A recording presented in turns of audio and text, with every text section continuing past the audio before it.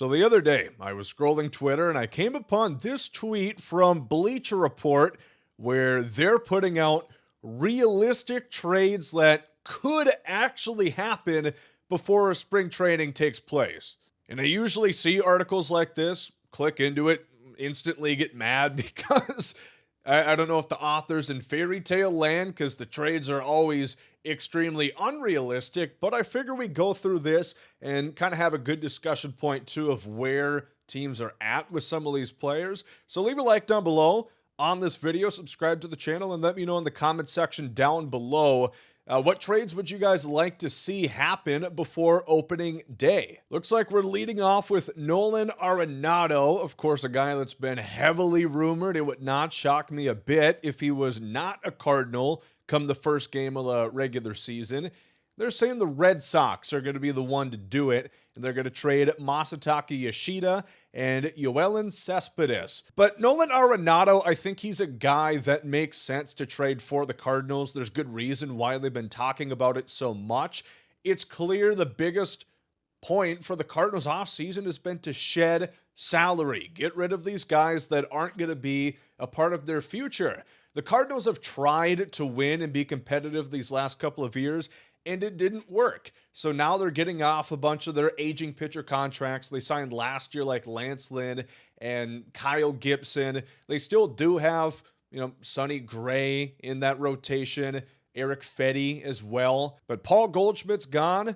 I mean, really, the only contracts left are Nolan Arenado, Sonny Gray, and Wilson Contreras. Now, a big talking point revolving around Arenado's trade has been the salary. I mean, he still makes a good bit. I think he's owed about $50-60 million, but then he's also owed about $50-60 million in deferred money. He's going to get $2 million a year for about 10 years after his contract is up, and then after those 10 years are done, he's going to be owed $3 million for about the next decade. So you're really looking at about like $60 million to pay him in the next couple of years and then 50 thereafter, which I don't think that's a big hit to too many teams, but it does add up. And the Cardinals looking for salary relief or trying to offload Arenado, but they're having issues because teams don't want to take on his full contract, which might surprise you because this is Nolan Arenado.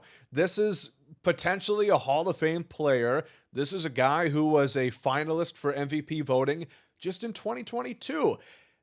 I think when it comes down to Nolan, when you look really at his batting profile, he has really suffered for years at this point of dwindling exit velocities. He's not hitting the ball nearly as hard as he used to in his first handful of years there in Colorado.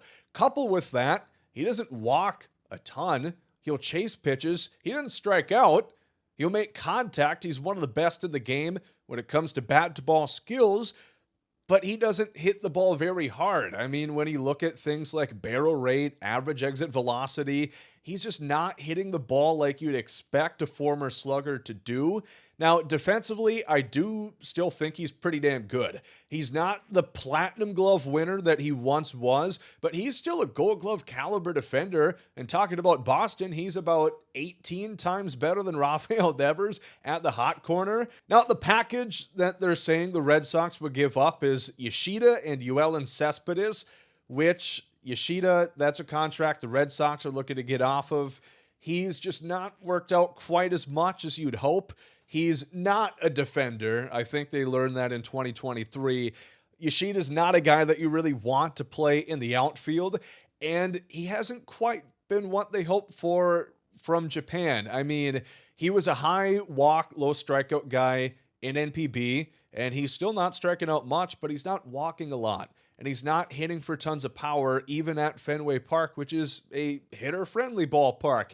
So Yoshida, it makes sense. They're going to have an outfielder logjam / DH logjam, because if you don't want Yoshida playing in the outfield, he's got to be somewhere if you want his bat, which still brings some value.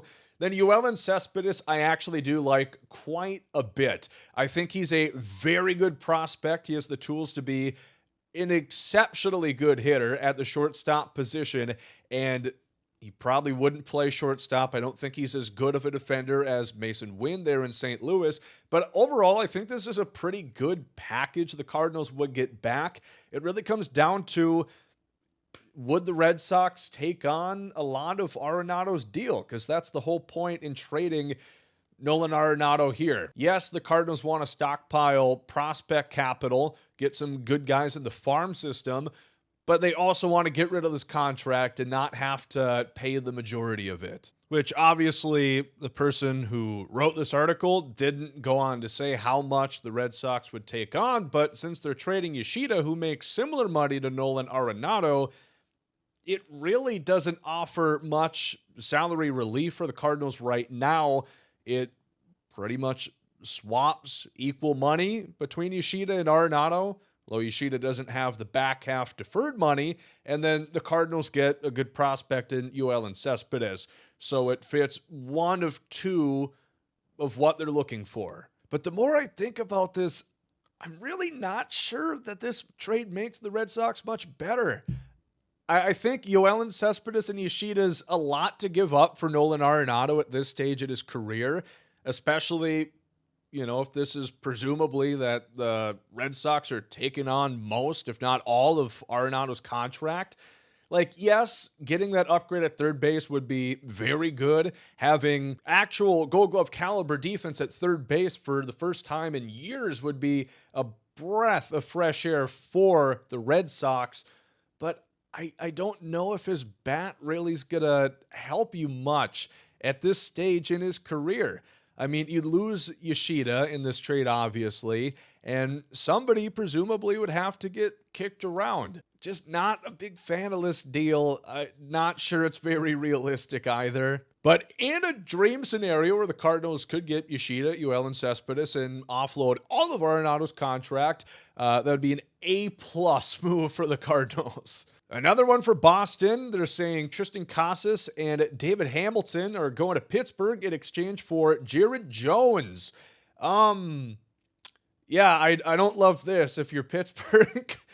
I like Tristan Casas. He had the rib injury at the beginning part of last year, so he didn't play a full season.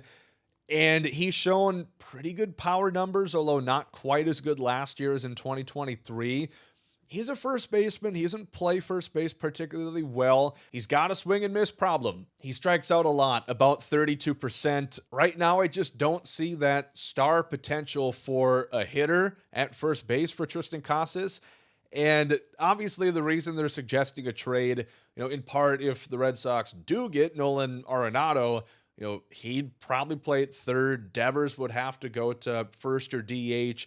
Casas is there. They're looking at Roman Anthony, maybe coming up at some point, one of the top prospects in baseball. So someone's got to exit the lineup. Casas seems like a prime candidate because he's got some trade value, but I don't think he has Jared Jones trade value. Jared Jones, another fireballer, really good young pitcher in Pittsburgh.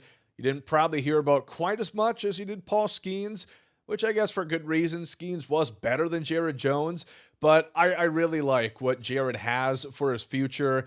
We talked about he throws the ball real hard. He's got a really good slider. I think he needs to work on a really good third and fourth pitch, because right now he's a fastball, slider, changeup, curveball guy. The curveball was not very good at all last year. He's going to have to find better command of the strike zone, but he's been missing bats. He's getting batters to chase outside the strike zone. For the first year, I think he pitched very well, and I think he's got an extremely bright future. David Hamilton obviously isn't the big piece coming back here. He's a solid player up the middle of the infield, smaller frame, good contact hitter. I'm just not a big fan of this trade. I think it'd be a very bad deal for Pittsburgh, and I do like Tristan Casas. I think he does a pretty good job at managing the strike zone, even though he is swing and miss prone. He walks a good bit and has a good eye of the strike zone. He's got good power potential, but then you look at last year. He put the ball in the air about 40% of the time, fly ball rate. And this past year, the ratio of home run to fly ball just wasn't very high. And he's playing at a very hitter-friendly ballpark where you want to put the ball in the air because you've got the pesky pole in right field, you've got the green monster in left, and his numbers still took a dip. We'll see. Could have just been hurt, but yeah, I don't like this. Jared Jones is one of the brightest pitchers in baseball. Giving him up for a good first baseman and David Hamilton. Jones has so much team control. I think this is a bad trade. I don't think it's realistic. I think Bob Nutting would hang up the phone in about 30 seconds. Luis Arraez, talked about him, did a full breakdown on the makeup of Arraez. Obviously, he's not really much else except what he brings to you at the plate.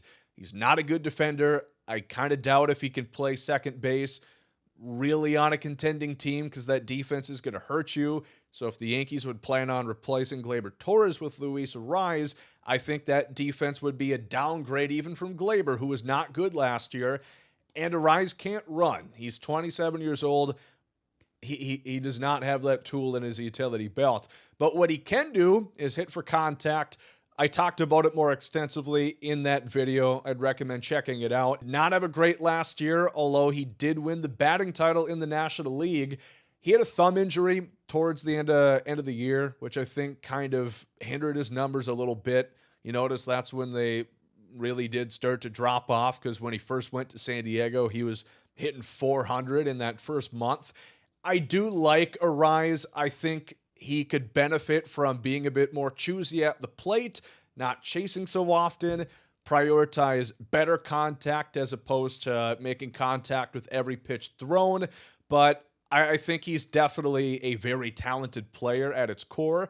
And they're saying Marcus Stroman and Will Warren would go back to San Diego, which Padres don't have to trade Arraez. You know, they want to cut salary, which this does not do. If anything, they're going to end up taking more on. I believe Arraez is getting $14 million in his final arbitration year, and Stroman is getting a little bit more alongside Will Warren, who's rookie money, $800K.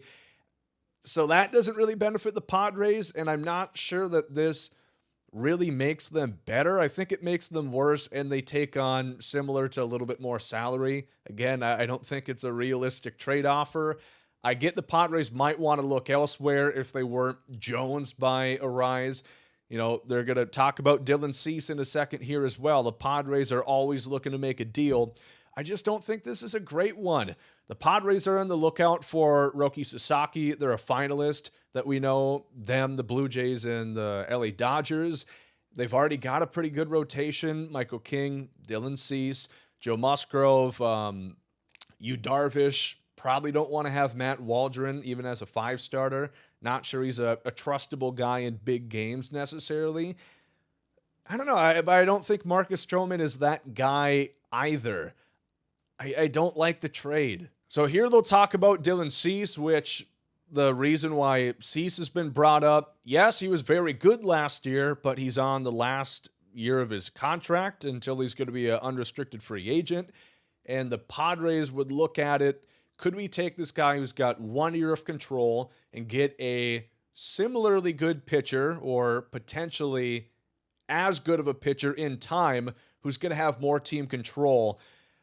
And they're saying Yariel Rodriguez and Ricky Tiedemann are going to be the two coming back to San Diego in this deal. I don't want to sound like a hater, but I don't like this one either. Yariel Rodriguez, I believe he's 26, 27 years old, so he's not young by any means. He was an NPB of Cuban descent, pitched in the World Baseball Classic, which a lot of people kind of got wind of him then in 2023. And he had a solid first year in Major League Baseball. I think he's definitely got things to work on. I don't think he's got ace potential. I don't think he has Dylan Cease potential. And Ricky Tiedemann, a guy who's had lots of injuries. You know, he's coming off Tommy John surgery, and he's been eliminated from the MLB Top 100 prospect list as a result of that. That being said, when Tiedemann is healthy, first couple years in minor league baseball, he was extremely fun to watch. He was electric. He's got a very nice fastball alongside a death-defying slider. And for the most part, he's done a pretty good job commanding the strike zone. Biggest thing is he's just had issues. Shoulder injuries, elbow injuries has kept him off the field. I don't know how much that's going to impact his career going forward. We've seen plenty of guys in this day and age come back strong from Tommy John. but it's something to think about. Overall, I still don't love this trade that much, although I do like Tiedemann, and I think Yariel's at least a solid back half option. I just don't think that this is a great deal. I get that you want to maximize team control, have somebody there long term if you're looking to cut salary, because the Padres are in an interesting situation. If you guys don't know, their owner, Peter Seidler, died, I believe, in 2023, and now there's a dispute over his brother or his wife taking over the team. It's a whole mess. I can't pretend like I know exactly what's going on. I don't think the involved parties necessarily know what's going on, but we know they've been trying to cut salary because the team has not been profitable, and we'll see. Again, Arise and Cease, I think those are two valuable parts of the team, and neither of these trades make you better right now, where that's when the Padres have the best chance to strike. They're pitching. Guys like Musgrove and Yu Darvish, they're not going to get any younger. Michael King, I mean, like, they've got a window right now. They were close to beating the Dodgers. If they didn't get shut out in, 24 consecutive innings, they probably could have beat the Dodgers. Obviously, that didn't happen, but I think they've got a chance to strike right now. I don't see why you'd throw that away for maybe a guy that could be as good as Dylan Cease. Now, I'm not going to lie. I saw this trade. This is part of the reason why I wanted to make this video, so not going to be too shocked on this one. It's the worst. It's the worst one by far. The Orioles acquire Luis Castillo. Good job. That's not quite Corbin Burns, but that's a very good pitcher to have in your rotation. But supposedly they're going to get him by just giving up Ryan Mountcastle. I mean, come on. What world would that be a trade that actually happens? We've seen the Mariners already be stingy. They have an overabundance of starting pitching and a lackluster lineup, which they want to improve. You know, it's surprising that a deal hasn't been made already from a Mariner front office that loves to make trades. And I think that goes to show they're really valuing their arms high. So how would you think Ryan Mountcastle would get the job done? I'm not going to sit here and act like Mountie is some awful baseball player, because that's not the case. I think he's a pretty solid first baseman, but does it make sense to trade a all-star pitcher for a pretty solid first baseman who has less team control? We know the Mariners' motto of getting better is through the trades, not necessarily free agents, because they have a hard time attracting them and they won't pay the big bucks needed to get them. But how does Ryan Mountcastle make this team better? Mountie's an all-right power hitter, but his numbers have already seen some dip. He doesn't walk. He's a career .316 on-base guy, which is about league average, but for the first base position is well under league average. I just don't know how you could think this trade could ever go through. MLB The Show would not accept this trade. That's how bad it is. Moving on, Pablo Lopez. I don't think Pablo's realistically being shopped. I think guys like Nolan Arenado, like we talked about, some of these guys are more likely to get traded than others. I don't think the Twins are going to trade Pablo. They're in a situation where they're still looking to win. The Twins are, again, frugal team. You know, they're always looking at potential deals. That's how they got Pablo Lopez, trading the reigning batting champion Luis Arise. But right now, I don't think trading for prospects is going to help them win right now when they've got aging Carlos Correa, Byron Buxton, and whatnot. The trade is the Twins would get Drake Baldwin, catcher from the Braves system, Hurston Waldrop, and J.R. Ritchie. In exchange, the Twins would trade Pablo Lopez and Christian Vasquez. So 2 major leaguers for 3 minor leaguers. And if anything, even though I don't think Pablo's going to get traded, as a Twins fan, I would tell you, I don't want this to happen. But if it did, this is a pretty good haul the Twins would get back. Drake Baldwin is a catcher that's been in the Braves system for a couple of years, and I don't know if he's a excellent defender or will ever become one, which Christian Vasquez, he's one of the better framing catchers in Major League Baseball. I like Baldwin's bat. He's got some plus pop. He didn't strike out a bunch. He's got good plate skills at a young age, which always bodes well for a player's future. So I like him. Hurston Waldrop, I like a lot. I think he's got a ton of potential. And J.R. Ritchie, he's had some injuries. I don't think he's got really ace potential, superstar potential, all-star potential, but he could be a back-end guy solidly. Overall, I think those three would be really good for the Twins to get. I just don't think it makes sense for them to do this trade right now when they clearly want to contend. Pablo Lopez had not as good of a statistical year last year, but I really do think he still pitched pretty well. Watching almost every Pablo Lopez start, yes, he saw his command falter from time to time, and he got hit a bit harder than he did in 2023. But I do think that he can figure that out. I'm not too worried about him. Then Vasquez, he's solid. He had a walk-off against the Astros. I was there. That was kind of cool. He's a defender. That's the only reason he's rostered. He's a good team guy, and he's a good framing catcher. So I actually think the Twins would maybe win this trade, even though the Braves would get a potential all-star Cy Young caliber pitcher in Pablo Lopez. I don't think it's realistic from a sense the Twins wouldn't do this right now, but this is probably one of the best trades they've constructed. I don't hate this for either side. I think it would help both sides if the Twins wanted to tear it down. And finally, this is the last one we've got here. Luis Robert Jr. going to the New York Mets, which is interesting. Of course, the Mets have already added a very good outfielder this offseason. Jose Siri and Juan Soto. He's pretty good too. But right now, their outfield would probably look like Nimmo, Siri, and Juan Soto would be my guess. So someone would go probably Siri. I would rather have Luis Robert Jr. than Jose Siri. I don't think that's a hot take.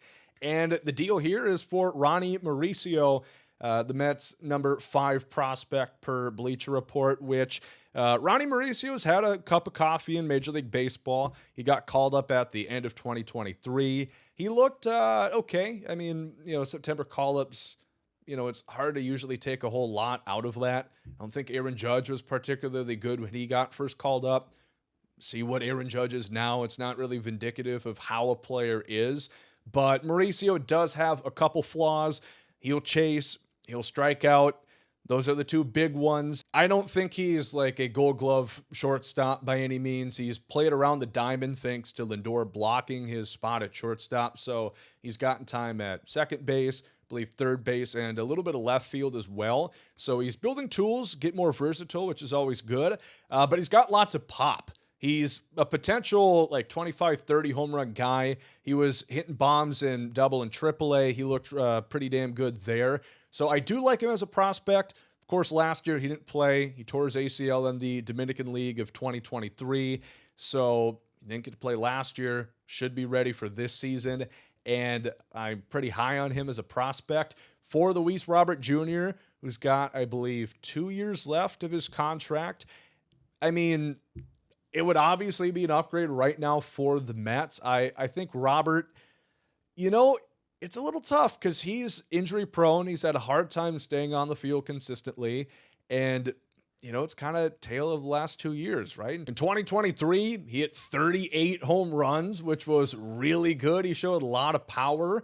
And this past year, he hit, I believe, like 15. I mean, his power numbers were almost slashed in half if you look at his ISO metrics. He strikes out a good bunch. He has good power potential, but I think you can count on the defense, even though he's had a good number of injuries throughout the last couple of years. Like we said, he still manages to be a very good center fielder.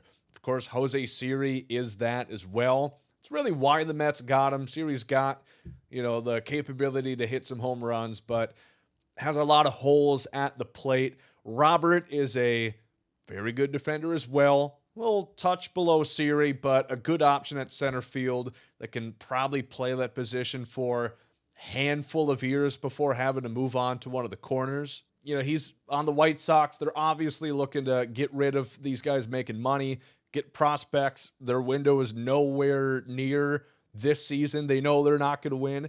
And if they can get something good for Robert, which Honestly, even though it's a 1-for-1 trade, I think Ronnie Mauricio would be a pretty good guy to get back. Of course, the White Sox have a Colson Montgomery who's going to play similar position to Ronnie Mauricio. I don't know how that affects things. I think this is one of the more realistic trades.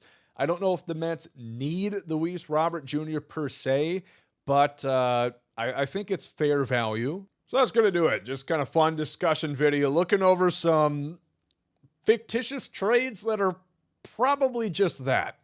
I don't necessarily think most of these are too realistic. I get it's difficult to draw up trades in baseball when a lot of times you're looking at teams that are buyers, sellers. Some are looking for pro level guys, some are looking for minor league level talent. It can be difficult, but not quite sure you can expect to see the passing notification anytime soon on really any of these trades. Although there were some guys that I do think will get shopped. I think Nolan Arenado eventually will be traded. Obviously, he's got the no trade clause, which complicates things. They tried to trade him to Houston, but Arenado said no. I don't want to be an Astro.